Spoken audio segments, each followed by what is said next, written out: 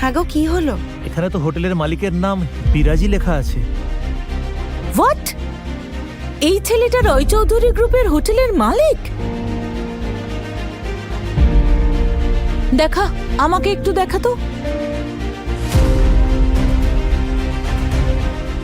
এখানে তো নাম আছে, কোনো ফটো আছে নাকি? আমাদের ধোপার নামও তো আবার সুরেশ।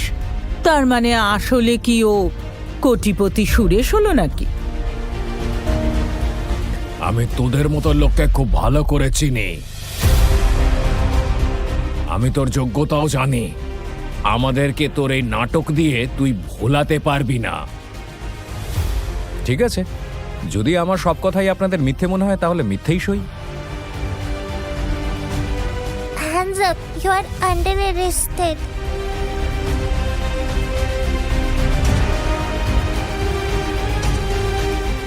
দাদু, ওই আঙ্কেলটা যে আমাকে চেক দিল সেটা তো আসল বেরোলো, আমার তো লটারি লেগে গেছে। হ্যাঁ, তো কে যেন আমার যোগ্যতা নিয়ে প্রশ্ন করছিল। দেখাও দেখি। আরে, এই নোট তো আসল। এমনটা নয় তো, ওর কাছে অনেক টাকা আছে আর ও সত্যিই বড় লোক, আর গরিব সে যে নাটক করছে।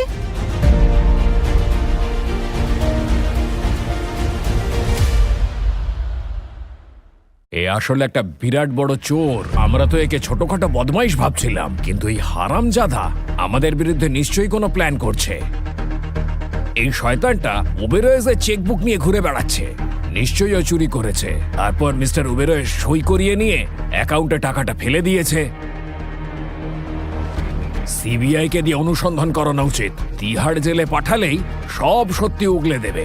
আমার তো মনে হচ্ছে এই ফ্রডের আসল নামটাও বিরাজ কখনোই নয়। শোন রে চিটিংবাজ, তোর আসল নাম যাই হোক না কেন, যদি আমার ফ্যামিলির ওপর কোনো প্রবলেম আসে না, তাহলে আমার থেকে খারাপ কেউ হবে না।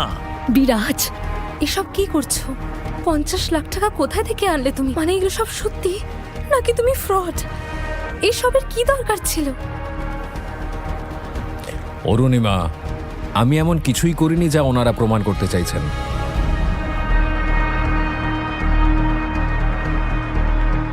তবে লিলি চেকটা দেখেই ওনারা এত হয়রান হয়েছেন, তো জানি না আমার গিফট খুলে দেখলে ওনাদের কি অবস্থা হবে। হয়তো ওনারা অজ্ঞান হয়ে যেতে পারে। চুপ কর, অসভ্য। চালাকি করছিস না? তোর সমস্ত খেলা এখনই শেষ করে দিচ্ছি। দেখা গিফটে কি আছে। কি খবর তোমাদের?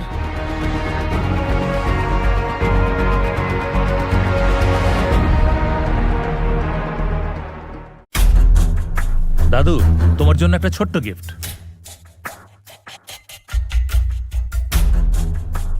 আরে বাহ, অভিষেক, ঘড়িটা খুব দামি দেখছি। হ্যাঁ মা, এই 1.5 কোটি মতন।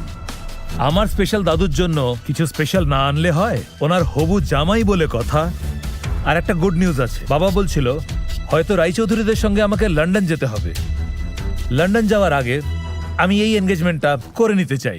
শাট আপ অভিষেক, আমি মরে গেলেও না তোমার মতো মানুষের সাথে আমি কোনোদিন বিয়ে করব না। তুমি কি ভেবেছো নিজেকে? তুমি এই 1.5 কোটি কেন, যত টাকারই গিফট কেনো না কেন, তুমি আমাকে কিনতে পারবে না। নাও গেট লস্ট। অরুণিমা, তোর কি মাথাটা খারাপ হয়ে গেছে?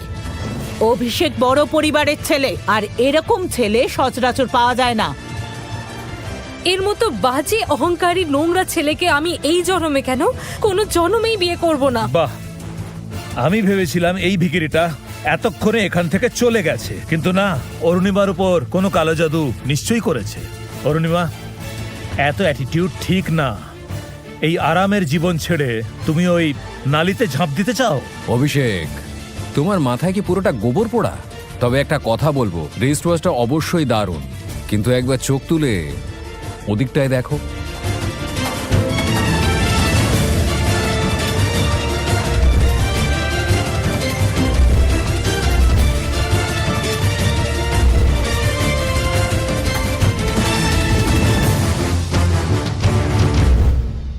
এটা আমি আগেও কোথাও দেখেছি।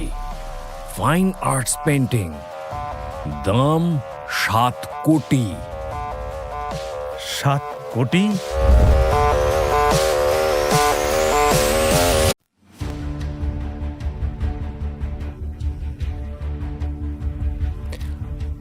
দাদু, আমাকে অরুণিমা অনেক কথাই বলেছে। আপনি ছোট থেকেই ছবি আঁকতে ভালোবাসতেন, তাই না? শুধু এই বিজনেসের কারণে আপনার সেই প্যাশনটা হারিয়ে গেল। তাই আমি ঠিক করলাম যে আমার আর্ট গ্যালারির সব থেকে দামি পেন্টিংটা দিয়ে আপনার বার্থডেটাকে একটু স্পেশাল বানিয়ে দিই। এত দামি পেন্টিং? এই পেন্টিংটা তো আমি নিউজে দেখেছিলাম, রয় চৌধুরী গ্রুপ কিনেছিল। কি হচ্ছে কি সব? তোমার কাছে এত টাকা কি করে এলো? বাহ বিরাজ বাহ, একবারের জন্য তো আমিও তোর জালে ফেসে যাচ্ছিলাম। মিস্টার দত্ত, ও আসল পেইন্টিংটার একটা ডুপ্লিকেট তৈরি করিয়েছে। তাই? আর এটা তুমি কি করে কারণ জানলে? রায়চৌধুরী আর্ট গ্যালারিতে আমি এরকম অনেক মাস্টার পিসেস দেখেছি, আর স্কুলে পড়া ছোট থেকে ছোট বাচ্চাও এটা বলে দিতে পারে এই পেইন্টিংটা নকল। হে ভগবান, 100টা মিথ্যেবাদী মরেছে, তারপরে এ হয়তো জন্মেছে। এর বাবা মা এর থেকেও বড় মিথ্যেবাদী, সেই জন্যই তো এমন ছেলেকে জন্ম দিয়েছে। অরুণিমা, এখনো সময় আছে। দেখলি তো তুই, রয় চৌধুরীর চেক চুরি করেছে ও, তারপর নকল সাইন করেছে, আর এখন এই নকল পেইন্টিং। দেখ, আমরা এর আসল রূপ জেনে গেছি, তুই ওর সঙ্গে কোনো সম্পর্ক রাখবি না। আমাকে আর আমার পরিবারকে গালাগাল করার আগে একবার আসল আর নকলের তফাৎটা তো জেনে নিতেন। যাকে তার জন্য আসলে জহুরির চোখ দরকার। দাদু, প্লিজ প্লিজ আপনি চেক করে দেখুন।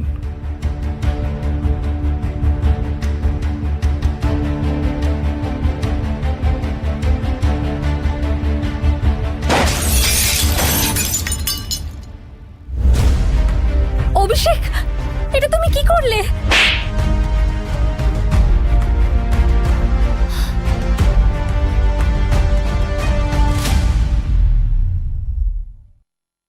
তোমার মতন গাধারা আমার বংশে জন্মালোই বা কেন? তোমরা সবাই নিজেদের জেদের ঠেলায় এটাই ভুলে গেলে যে আসল কি আর নকল কি। যে মানুষটা তোমাদের সত্যি বলার চেষ্টা করছে তারও অপমান করলে। হ্যালো, হ্যাঁ শোন বিট্টু, একটা হারামজাদা ছেলেকে তুলতে হবে। আমি তোকে লোকেশন পাঠিয়ে দিয়েছি, নিজের গ্যাং নিয়ে শিগগিরই এখানে আয়। আজ শালাকে কুকুরের মতন মারবো। চলে আয় এক্ষুনি।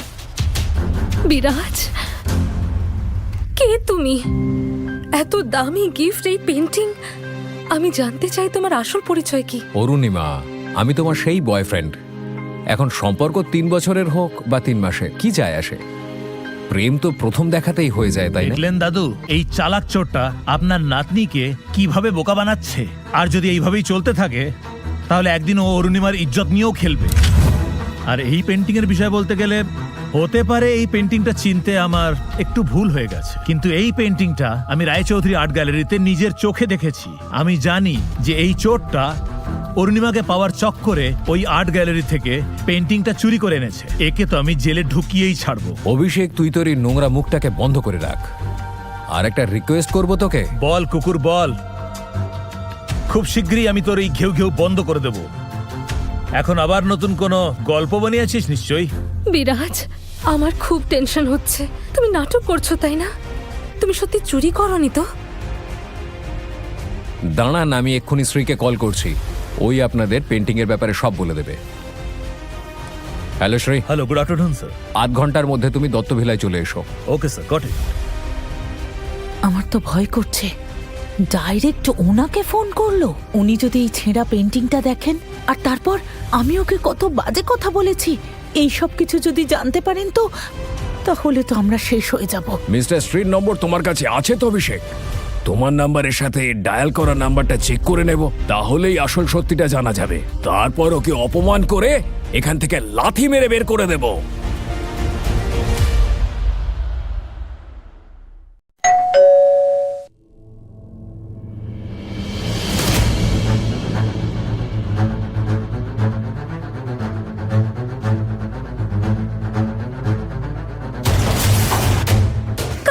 স্যার,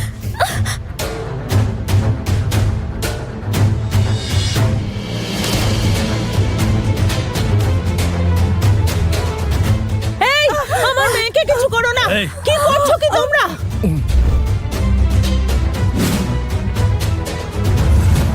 এই, ছাড়ো ওকে। ছেড়ে দাও। তাড়াতাড়ি চল। আরে, কি করছো কি? অরুণিমা, ছাড়ো ওকে।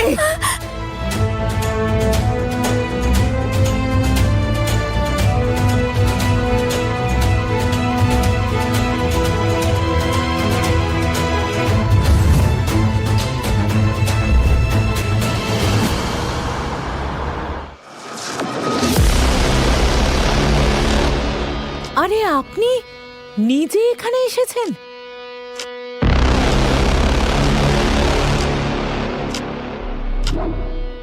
আমি জানতাম শ্রী স্যার, অভিষেকের বিয়ে অরুণিমার সঙ্গে ঠিক হয়ে গেলে আপনি নিশ্চয়ই আসবেন শুভেচ্ছা জানাতে। হ্যাঁ হ্যাঁ, নিশ্চয়ই। অভিষেক আর অরুণিমার বিয়ের খবর তো চতুর্দিকে ছড়িয়ে পড়েছে। স্যার, অভিষেক আর অরুণিমার বিয়ের দিনে আপনি থাকছেন নিশ্চয়ই? আমার মনে হলো কোনো বিপদ হয়েছে, কিন্তু আপনি তো সাক্ষাৎ ভগবান রূপে এসেছেন। অবশেষে খুশির মুখ দেখলাম। হাই স্যার, আমি অরুণিমার ভাই।